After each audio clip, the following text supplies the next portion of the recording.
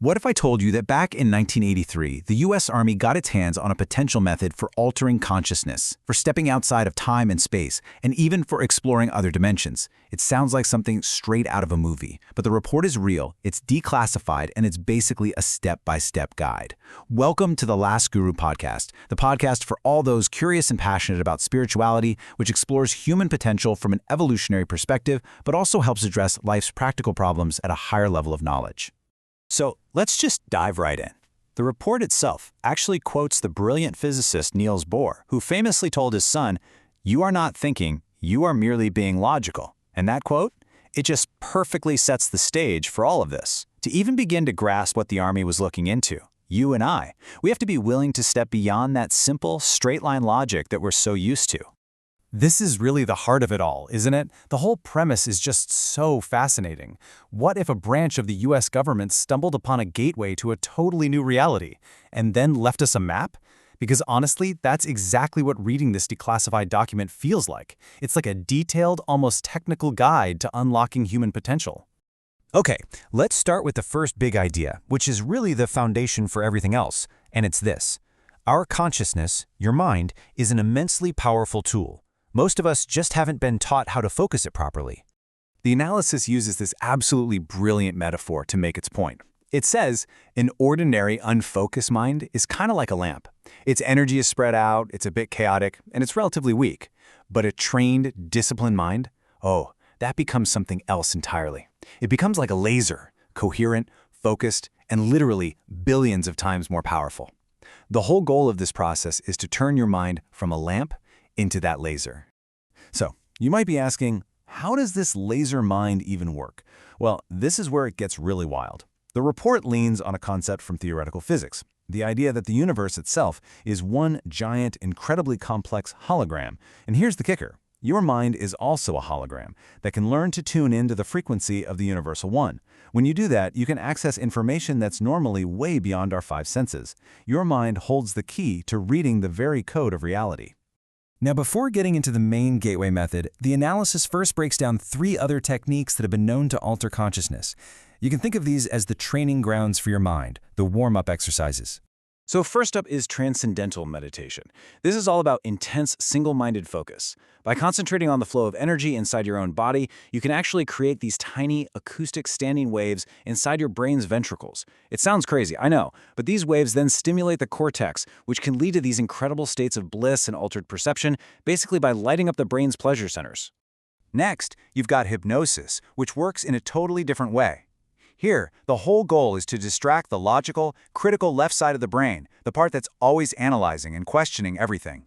Once that mental guard is quieted down, suggestions can pass directly and unchallenged to the holistic, non-critical right brain. And once they're accepted, these suggestions can influence the body directly, creating feelings of euphoria, numbness, or even unlocking memories you didn't know you had. And the third foundation is biofeedback, which takes another approach altogether. See, unlike the others, this technique actually uses the logical left brain.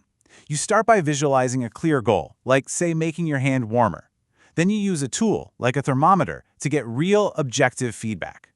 When you see it working, your logical brain starts to connect the dots, creating a new pathway for you to consciously control things that we normally think are totally automatic, like healing or blocking pain. Okay, so with those foundational ideas laid out, the report then introduces the first set of practical tools from the gateway experience itself. These are all designed to get you ready, to prepare you for the journey ahead. The very first tool is something called the energy conversion box. The best way to think about this is like a personal mental storage unit. It's a container that you create in your mind, and you use it to place all your worries, your distractions, all that mental clutter that's rattling around in your head. I mean, before you can explore consciousness, you have to clear your mind, right? This is the tool for that crucial first step. Next up is the resonant energy balloon, or REBAL for short. This is, for all intents and purposes, a personal force field that you build with your own energy. You do it by imagining yourself breathing in this vibrant, positive energy, and then as you exhale, you visualize it forming a protective sphere all around you. This sphere acts as both a shield and a magnet, attracting the good stuff and repelling any unwanted energy. All right, so once you've prepped your mind and your energy field, you can move on to the more active techniques. This is where you start using your focused consciousness to actually influence the world around you. The first method is for problem solving, and it's surprisingly simple. The technique is to project your question, your problem, out into that universal hologram we talked about. You literally ask the universe for an answer. The real key, though, is to then just remain open and let your higher self or your expanded consciousness deliver the solution. It often comes as a sudden flash of intuition, maybe a day or two later. The next technique is called patterning. This is pretty much a method for manifestation. What you do is create a super detailed hologram in your mind of the future that you want. Then, you project it out with so much focus and intensity that it becomes an established fact in the universal hologram, a reality that's just waiting for the right moment to happen. From there, the report gets into this really fascinating healing technique called color breathing. The core idea is that different colors vibrate at different energy frequencies. So by vividly imagining specific colors, you can resonate with and activate your body's own natural healing energies. For instance, you'd visualize an intense blue to calm inflammation, while you'd use red or yellow for an energizing effect. You're basically using your imagination to heal yourself with light. And now, we get to the climax of this whole journey. These are the advanced tools, the ones for exploring reality beyond the normal confines of our 5 physical senses. This advanced stage starts with creating a personal tool for power, the energy bar. You visualize a tiny pulsating dot of light. You charge it up in your imagination with immense energy, and then you shape it into a vibrating cylinder. This thing becomes your personal scepter, like your own magic wand to channel universal energy wherever you want it to go. So, with this powerful new tool in hand, we can ask the next logical question, right? How does something as incredible as remote viewing actually work within this system? Well, here's how it's explained.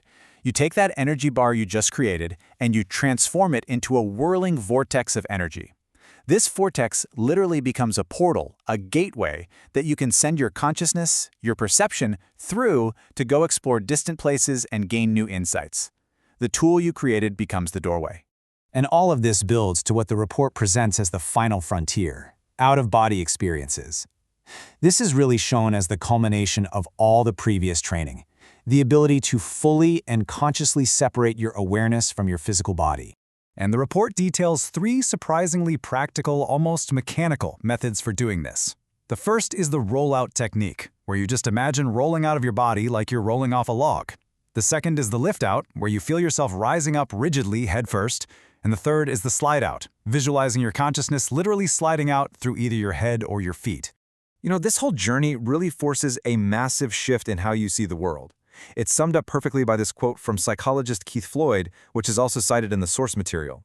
Contrary to what everyone knows is so, it may not be the brain that produces consciousness, but rather consciousness that creates the appearance of the brain. Just let that sink in for a second. It's a truly mind-bending thought.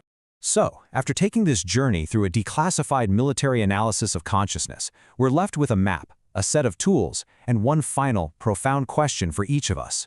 You have the map and the tools. What new realities will you explore? We look forward to seeing you at the next episode of The Last Guru. To live with passion, because when the veil falls, trust and surrender reveal that no one is ever alone and never has been.